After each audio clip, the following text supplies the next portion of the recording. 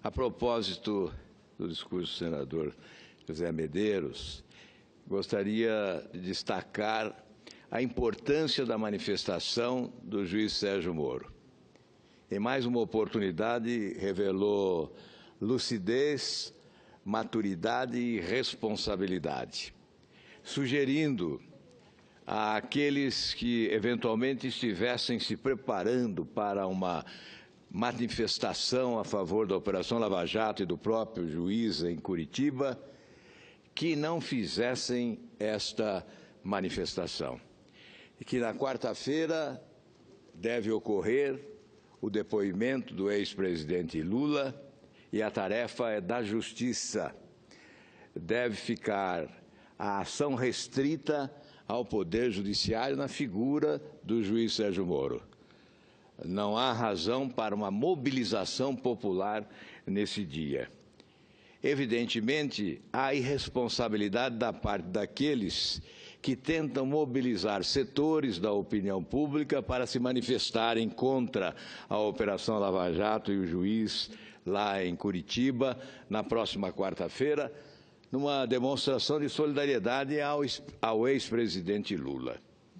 Manifestação de solidariedade, neste caso, se trata de cumplicidade, porque há denúncias que colocam o presidente ou o ex-presidente da República como réu na Operação Lava Jato e exatamente qualquer manifestação de solidariedade implica dizer cumplicidade. Não há razão, portanto, para que se estabeleça um parâmetro entre uma manifestação e outra. Não há por que realizar manifestação favoravelmente ao juiz Sérgio Moro neste dia, porque valorizaria a outra manifestação de irresponsabilidade flagrante, já que o senhor Stedley se afigura como líder dessa mobilização e afirma estar convocando trabalhadores sem terra para que se dirijam a Curitiba. Provavelmente exercitando aquela tática da exploração indevida, da boa-fé de pessoas que muitas vezes não são exatamente informadas do que está ocorrendo. Chegam com ônibus e convidam para esta viagem até Curitiba e certamente muitos que para lá irão não sabem por que estão viajando. Acreditam em determinadas promessas que muitas vezes não dizem respeito à realidade do que está se dando nesse momento. Enfim, senhor presidente, nós estamos certos de que o Brasil decente confia no juiz Sérgio Moro e sabe que ele cumprirá com rigidez e correção a sua missão na próxima quarta-feira. Aproveito a oportunidade, presidente, para me referir a um fato que, de certa forma, também provoca indignação. O foguete bilionário de um país endividado. Foi lançado ao espaço a bordo de um foguete do Centro Espacial na Guiana Francesa, o satélite geoestacionário de defesa e comunicações estratégicas, primeiro integralmente controlado pelo governo brasileiro. Está sendo propagandeado pelo governo federal como um instrumento capaz de democratizar o acesso de todos os brasileiros à tecnologia. Afirmação que é vista com reservas pelos críticos, considerando as regras de venda dos lotes de espaço no satélite. O projeto recebeu, de acordo com o Ministério da Ciência e Tecnologia, Inovações e Comunicações, aporte de 2,7 bilhões em investimentos. Eu repito a cifra, presidente Ataídes, são 2 bilhões e 700 milhões em investimentos.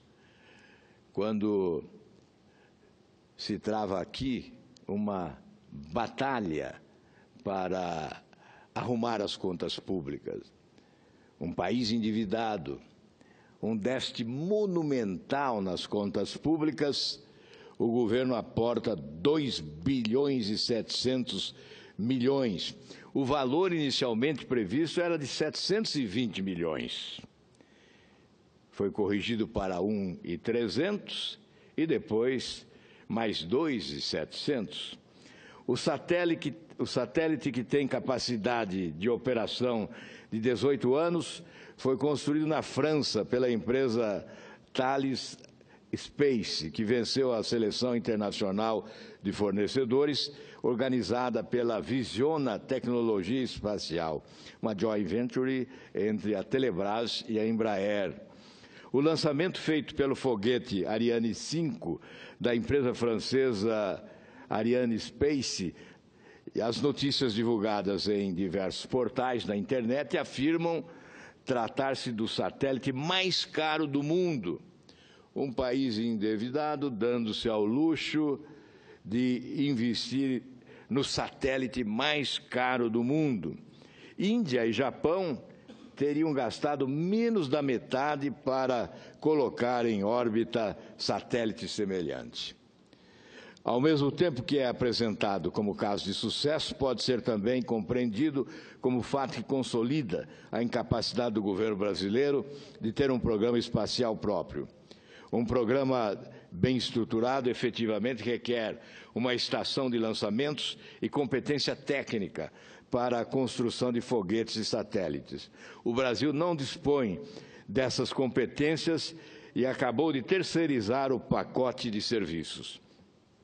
O evento ocorre após o fracasso milionário do projeto da Alcântara Cyclone Space, anunciado pelo governo como porta de entrada para o seleto grupo de países com um programa espacial vigoroso.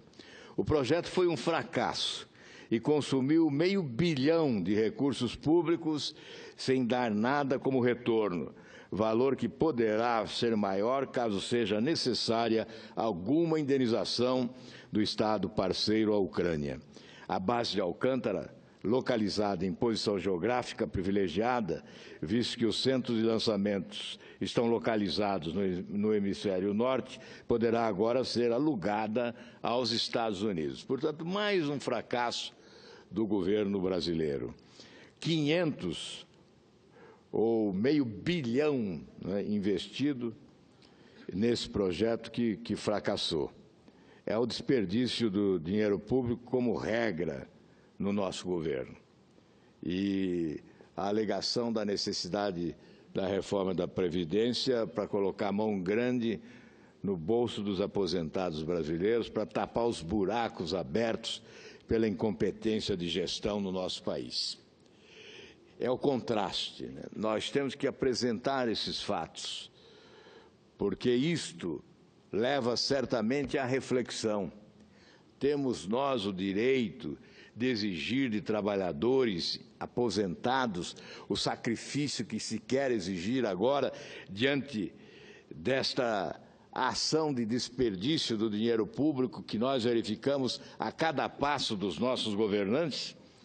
O Acórdão número 3.188, de 2016, do Tribunal de Contas da União, contém decisão dos ministros no sentido de determinar que a Secretaria de Controle Externo do Desenvolvimento Econômico avalie o escopo, a pertinência e a viabilidade de realizarem, preferencialmente no primeiro semestre de 2017, auditoria de natureza operacional, com vistas a examinar a governança do setor espacial brasileiro, considerando a possível perda de pessoal com expertise do INPE nos próximos 10 anos, as justificativas para a criação da empresa Visiona Tecnologia Espacial para realizar parte das funções do INPE, bem como os benefícios ou perdas para o SINDAI em razão dessa medida.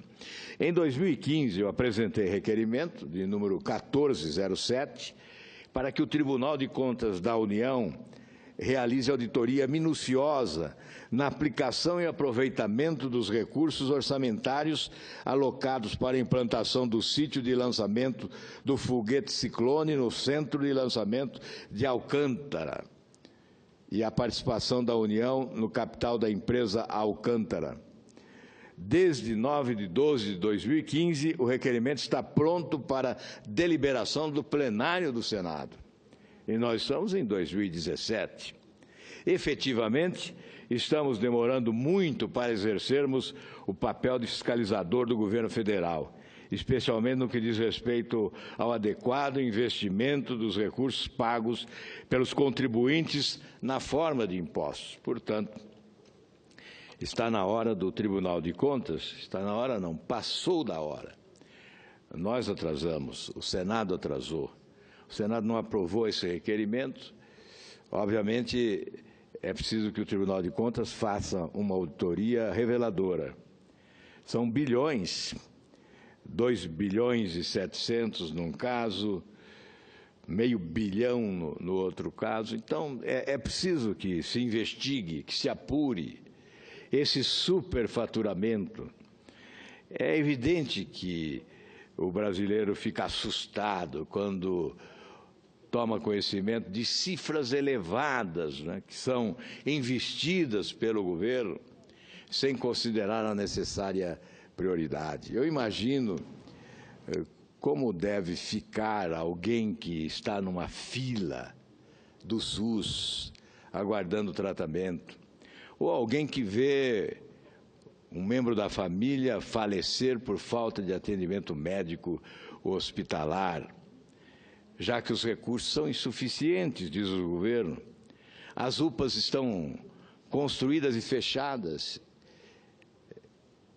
Ontem ainda se revelou, no programa Fantástico, que mais de R$1 bilhão foram investidos em UPAs que estão fechadas no país. Se nós formos...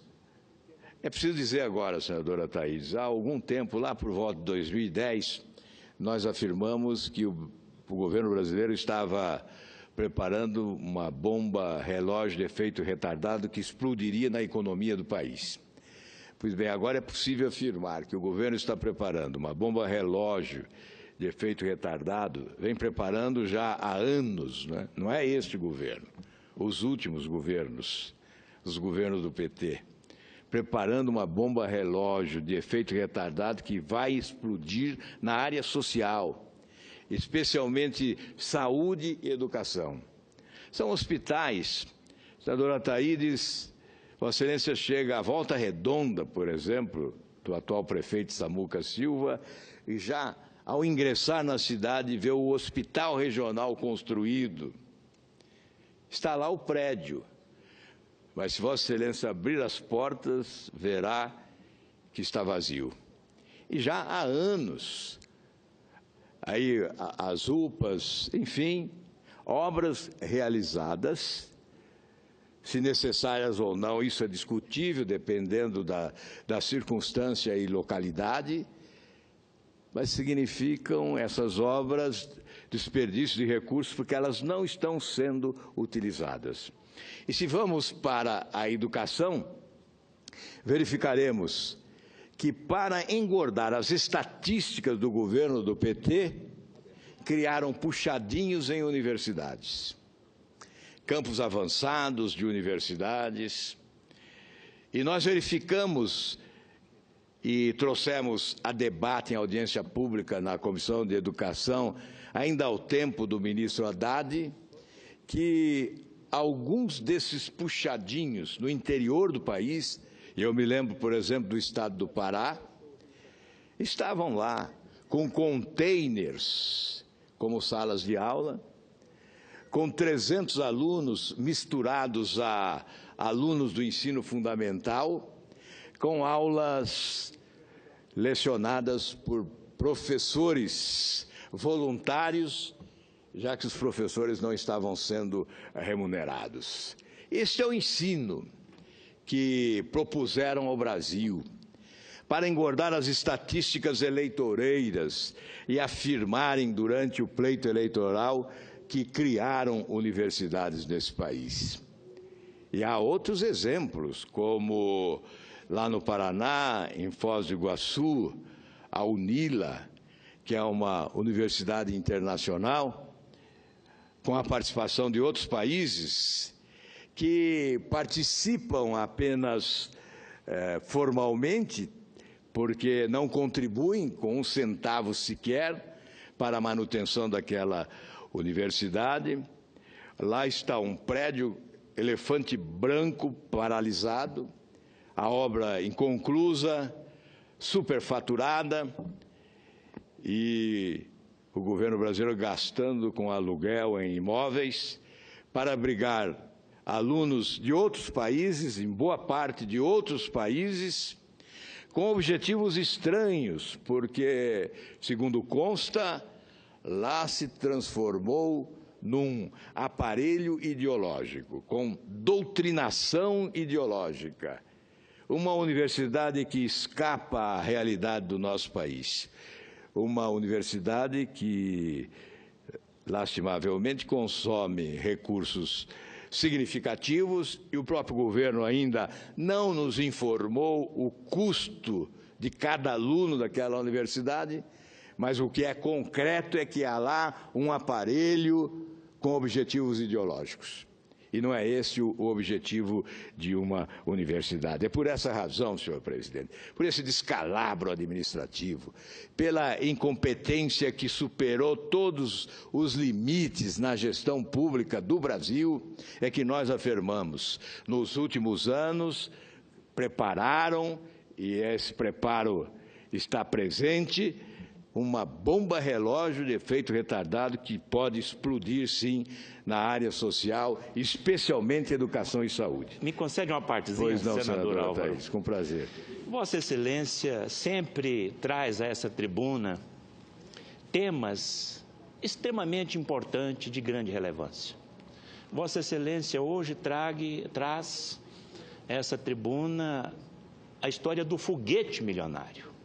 É um foguete... É um foguete milionário e trágico ao nosso povo. Eu tenho, senador Álvaro Dias, ao longo desses 4 anos que eu estou na casa, tentando entender esse governo petista. Este exemplo que Vossa Excelência colocou aí muito bem. Um projeto orçado em primeira mão na ordem de 720 milhões de reais.